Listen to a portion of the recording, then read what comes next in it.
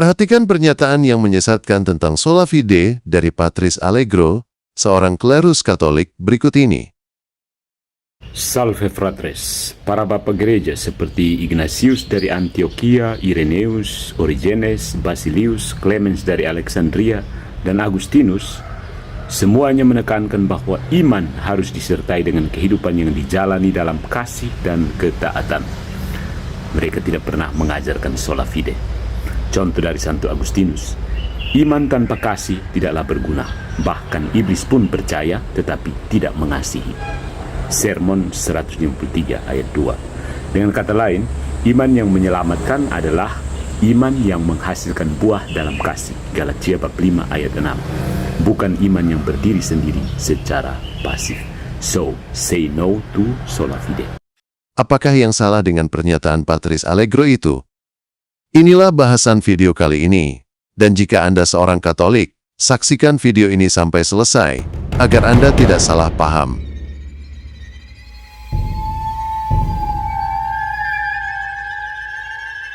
Di video nomor 286 yang berjudul, Apakah Katolik Suatu Kultus? Saya telah menyanggah pernyataan dari Patrice Allegro yang hanya asal buka mulut karena ia berbicara tanpa pengetahuan dan tidak berdasarkan fakta data. Dan kini, kembali Patrice Allegro mengeluarkan pernyataan tentang sola fide yang membuktikan bahwa Patrice Allegro sebagai seorang klerus gereja Katolik sungguh tidak memahami konsep sola fide, tetapi ia secara tidak tahu malu telah lancang berbicara di medsos tentang sesuatu yang ia tidak mengerti. Tentunya, hal ini sangat disayangkan, karena Patrice Allegro lebih condong menjadi seorang penyesat dibandingkan menjadi seorang imam yang mengajarkan kebenaran. Atau sebenarnya, Patrice Allegro paham dan mengerti tentang sola fide, tetapi ia sedang mencoba mendiskreditkan konsep sola fide sambil menyesatkan pengikutnya sendiri. Untuk membuktikannya, mari kita dengar sekali lagi pernyataan Allegro berikut ini. Poin pertama. Salve fratres, para bapak gereja seperti Ignatius dari Antioquia, Irenaeus, Origenes, Basilius, Clemens dari Alexandria, dan Agustinus, semuanya menekankan bahwa iman harus disertai dengan kehidupan yang dijalani dalam kasih dan ketaatan. Mereka tidak pernah mengajarkan sola fide. Memang benar bahwa para bapak gereja yang disebutkan oleh Patrice Allegro itu tidak mengajarkan doktrin keselamatan hanya melalui iman secara eksklusif. Tetapi mereka menekankan iman kepada Yesus sebagai fondasinya. Dan bahkan, bapak-bapak gereja tersebut juga tidak menggunakan istilah sola fide, seperti yang dipahami oleh Protestantisme. Tetapi, ajaran bapak-bapak gereja yang disebutkan oleh Allegro, yaitu iman harus dijalani oleh kehidupan, yang disertai dengan kasih dan ketaatan, tidak bertentangan dengan konsep sola fide, karena memang itulah salah satu penekanan pengajaran dari konsep sola fide. Jadi apa yang dikatakan oleh Patrice Allegro tidak memiliki pengaruh apapun juga terhadap konsep sola fide. Poin yang kedua, mari kita dengar kembali pernyataan Patrice Allegro berikut ini. Contoh dari Santo Agustinus, iman tanpa kasih tidaklah berguna, bahkan iblis pun percaya tetapi tidak mengasihi. Sermon 153 ayat 2. Dengan kata lain, iman yang menyelamatkan adalah iman yang menghasilkan buah dalam kasih. Galatia bab 5 ayat 6. Bukan iman yang berdiri sendiri secara pasif. So, say no to sola fide. Dan sekali lagi, saya harus mengatakan kepada Patrice Allegro bahwa pernyataannya itu adalah sebuah kebodohan yang keluar dari mulut seorang klerus gereja Katolik yang begitu dibangga-banggakan oleh pengikutnya di medsos. Padahal apa yang diucapkannya itu bukan saja sebuah kebodohan akut, tetapi juga telah menyesatkan pengagum dan pemujanya di medsos. Sekali lagi Patrice Allegro telah memperlihatkan kedangkalan pengetahuannya tentang sola fide, karena apa yang dikatakan oleh Agustinus tidaklah bertentangan dengan sola fide. Apakah konsep sola fide atau hanya iman?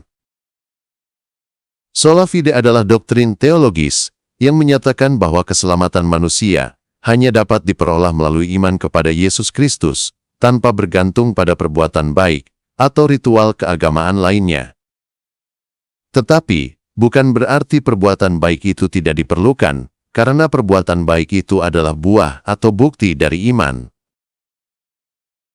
Jika ada seseorang mengaku beriman kepada Kristus, tetapi jika ia tidak berbuahkan atau menghasilkan perbuatan baik, maka sebenarnya imannya itu adalah pengakuan yang kosong. Mari kita lihat sebuah tulisan singkat dari Martin Luther berikut ini. Perbuatan baik mengikuti iman, pembaruan, dan pengampunan dosa. Selanjutnya, kami juga mengatakan bahwa, jika perbuatan baik tidak mengikuti iman, maka iman itu salah dan tidak benar. Nah, jadi, menurut Martin Luther, jika perbuatan baik tidak mengikuti iman, maka iman itu salah dan bukan iman yang benar. Dan mari sekarang kita lihat pemahaman John Calvin tentang iman dan perbuatan baik. Dengan cara mengetik di Google, maka akan menghasilkan AI berikut ini.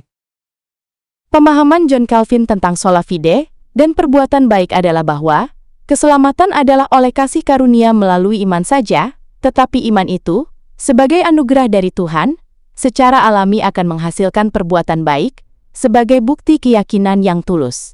Dia menekankan bahwa perbuatan baik bukanlah sarana untuk mendapatkan keselamatan, melainkan hasil dari keselamatan. Jadi apa yang diyakini John Calvin dengan Martin Luther tentang iman dan perbuatan adalah sama. Dan mari kita dengar sendiri dari sebuah channel resmi Gereja Reform Injili Indonesia yang menganut teologi Calvinist yang membahas sola fide berikut ini. Nah sama, juga berkenaan dengan sola fide ya. Ini juga seringkali mungkin dipahami sebagai solo fide nih, Vikaris Kias. Jadi perbuatan sama sekali tidak penting. Salah. Ya bahkan sekali lagi ya, kalau kita mau kembali kepada fakta sejarah ya. Tadi kan fakta sejarah pengakuan iman rasul itu di gereja Protestan loh. Demikian juga hari ini, mandat budaya selain Katolik, Reform juga. Di dalam teologi Reform juga sangat dipentingkan. Ya, sehingga bahkan kita juga bagaimana kekristenan bisa menjadi kesaksian, termasuk di dalam bidang pendidikan lah, termasuk di dalam rumah sakit lah, itu apa kalau bukan perbuatan? Ya bedanya adalah kita berbuat baik bukan untuk diselamatkan, karena memang tidak mungkin. Ya kita berbuat baik karena kita sudah diselamatkan. Dan saya jujur akan bingung kalau ada orang Katolik yang tidak percaya akan hal ini loh. Gitu ya, kita berbuat baik ya sebagai ucapan syukur kita, sebagai respon kita karena kita sudah diselamatkan. Ya sehingga iman yang benar itu akan menghasilkan perbuatan. Ya jadi keselamatan itu adalah oleh iman saja, tetapi iman yang benar tidak hanya berhenti pada saja. Ya iman itu akan menghasilkan buah. Ya sehingga selaras ya, Alkitab mengatakan Abraham dibenarkan ketika dia percaya. Di 7 pasal selanjutnya, ya Abraham menyatakan buah imannya ketika dia mempersembahkan Ishak. Begitu ya, ketika Tuhan memintanya. Ya jadi ya saya rasa dalam hal ini juga saudara-saudara yang Katolik harusnya juga setuju ya. Ya iman itu nyata oleh perbuatan, tetapi bukan keselamatan itu oleh perbuatan. Justification is by faith and by faith alone. Nah, hal yang terakhir, saya ingin menarik perhatian Anda kepada sebuah khotbah tentang sola fide dari sebuah gereja Reform di Jogja yang menjelaskan tentang iman yang aktif dan iman yang menyelamatkan untuk membuktikan bahwa ajaran Agustinus itu berkesesuaian dengan doktrin sola fide berikut ini. Justification by faith alone. Ini adalah doktrin reformasi. Doktrin reform yang sangat jelas sekali, kita itu diselamatkan hanya karena iman, bukan karena perbuatan-perbuatan kita. Perbuatan-perbuatan kita, yang dinasihatkan oleh Yakobus, kamu tuh harus berbuat sesuatu, melakukan sesuatu, itu adalah bentuk dari iman yang sejati. Suatu hasil, suatu output, suatu efek dari iman yang menyelamatkan itu yang Tuhan sudah berikan kepada kita. Jadi, iman yang menyelamatkan bukanlah iman yang pasif, melainkan aktif, untuk mengenal, mengasihi, dan percaya kepada Tuhan. Dan iman yang menyelamatkan ini pasti selalu ada perbuatannya. Tidak mungkin iman yang menyelamatkan ini tidak menghasilkan perbuatan. Pasti ada perbuatannya. Ini artinya iman tidak bisa dilepaskan dari perbuatan. Bila beriman kepada Yesus Kristus, pada Allah yang sejati, pasti otomatis tercermin pada tindakan yang sehari-hari, Inilah yang dimaksudkan dengan tindakan orang yang beriman. Inilah yang dimaksudkan Yakobus bahwa kamu dibenarkan oleh perbuatanmu. Yaitu apa? Perbuatan yang dihasilkan dari iman yang menyelamatkan. Poin yang ketiga. Dan kini waktunya kita membuktikan akibat kesalahan pengajaran tentang sola fide dari klerus gereja Katolik kepada umatnya, maka umat Katolik umumnya berkomentar sebagai berikut. Seorang Katolik berkata, Sola fide, hanya iman. Hanya yaitu cuma iman, tidak ada yang lain, artinya tanpa perbuatan, tanpa kasih, tanpa pengharapan. Sola fide. Hanya iman maka perbuatan tidak penting. Buat dosa banyak juga tidak masalah. Dan yang ini adalah komentar yang saya peroleh dari channel resmi Gereja Reform berikut ini. Ingat, komentar ini bukanlah komentar dari channel ini, melainkan channel resmi sebuah gereja. Hei kaum proti, coba kalian jelaskan secara eksplisit yang masuk akal, arti dari sola fide, atau hanya iman. Ingat ya, proti, jangan ditambah perbuatan atau tindakan nyata. Ditunggu jawabannya. Coba Anda renungkan baik-baik komentar itu. Seorang pendeta reform sedang menjelaskan arti yang utuh tentang sola fide, tetapi ada seorang Katolik berkomentar seperti itu. Ini artinya, umat Katolik tidak ingin mendengar penjelasan yang benar, tetapi menolak untuk memahaminya. Mengapa demikian? Apakah para umat Katolik yang berkomentar memiliki IQ di bawah rata-rata, sehingga sulit memahami orang lain? Saya yakin tidak. Umumnya, umat Katolik sangat cerdas.